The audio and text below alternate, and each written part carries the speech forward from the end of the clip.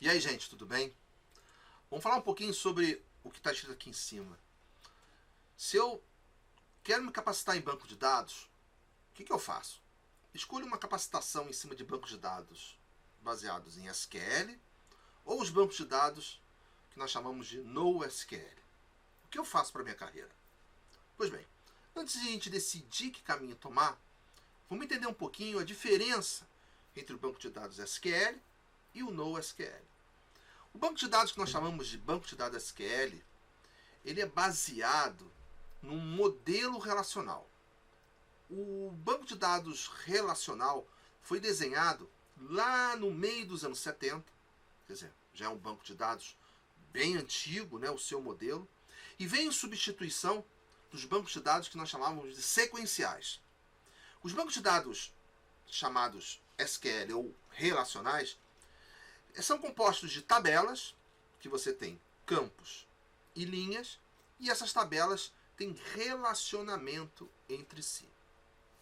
Lá por volta de meio dos anos 80, um órgão do governo americano chamado ANSI, que seria o equivalente ao nosso Inmetro aqui do Brasil, juntou todo mundo que estava projetando o banco de dados padrão relacional e criou-se uma linguagem padrão, uma linguagem standard, para manipular os bancos de dados relacionais. A linguagem é a linguagem SQL, que vem do inglês de Structured Query Language. E de lá para cá, os bancos de dados relacionais, ou vamos chamar agora de bancos de dados SQL, tiveram um grande sucesso e um massivo uso pelas empresas. Então, bancos de dados nós temos hoje no mercado como Oracle, SQL Server, MySQL, Postgres, DB2, Sybase e outros mais. Se rodam padrão modelo relacional, utilizam a linguagem SQL. Porém, nem tudo são flores, né?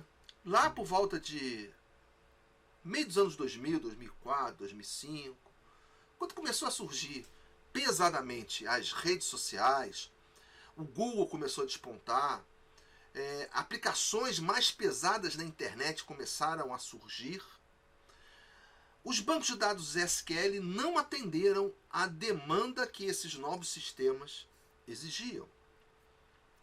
Então, porque tratavam modelos extremamente complexos e grandes volumes de dados.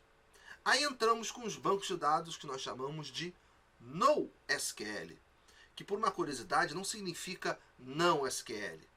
A sigla NoSQL vem de Not Only SQL. E aí surgiram bancos de dados que quebraram o paradigma daquele modelo relacional original, como por exemplo os bancos de dados Bigtable da Google, a gente tem o DynamoDB da Amazon, nós temos o Cassandra do Facebook. Hoje em dia eu acho que o Facebook não usa mais o Cassandra, mas eu não sei dizer qual é o banco de dados que o Facebook usa atualmente. E surgiram outros bancos que não estavam ligados muito às empresas de internet, que tiveram que bolar os seus próprios bancos de dados, porque os SQL não atendiam, como por exemplo o MongoDB e o CouchDB. Tá bom? Esses bancos, diferentes do banco de dados SQL, eles não respeitaram um padrão. Pelo contrário, cada um teve o seu padrão de arquitetura específica.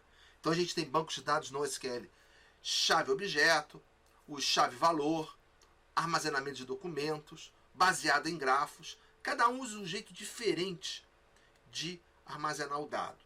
Mas todos eles têm coisas em comum.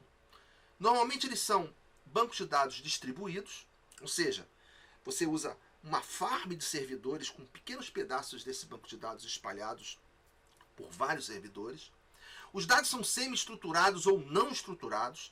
Então, diferente do SQL, são dados que podem mudar dinamicamente a sua estrutura interna, ter alta disponibilidade, principalmente se eles são focados à web, à internet, eles precisam estar disponíveis praticamente toda hora. Os dados devem sempre estar replicados, justamente quando um servidor cai, o outro assume e o banco de dados está preservado. E escalabilidade, ou seja, ele tem que estar preparado para crescer. Enfim, voltamos à nossa pergunta inicial. O que eu devo me capacitar? Num primeiro momento, você pode falar, poxa, o banco de dados no SQL é um banco de dados mais moderno, é uma coisa nova. Por que eu vou me capacitar numa coisa que foi inventada lá no meio dos anos 70? Esse cara está fadado a acabar. Bem, lento engano seu. Vamos pensar no seguinte, vamos pensar numa empresa. Uma empresa, ela possui processos muito bem definidos. Senão, ela não sobrevive. Por exemplo, eu vou fazer a compra de um insumo para minha empresa.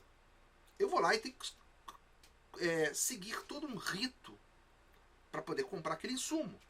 Eu preciso, por exemplo, fazer uma cotação com 5 fornecedores para ver quem é o mais barato. Vou verificar se meu centro de custo tem verba para comprar aquele insumo. Eventualmente eu preciso da aprovação da diretoria para fazer a compra. Tem que emitir o pedido, emitir a nota fiscal de entrada, depois fazer o movimento no estoque, enviar aquele pedido, aquela nota de entrada para o contas a pagar, fazer o pagamento, enviar depois esse pagamento para a contabilidade, ou seja, eu tenho todo um rito que eu devo seguir, que a gente chama aí de uma transação, de um processo transacional dentro da empresa. E aí, como os bancos de dados relacionais eles são extremamente rígidos na sua modelagem, eles têm coisas que nós chamamos de chaves primárias, chaves estrangeiras, dependências funcionais, a gente também pode falar de domínio dos campos. As estruturas dos bancos de dados são bem rígidas e o relacionamento entre as tabelas definido por quem fez a modelagem do banco.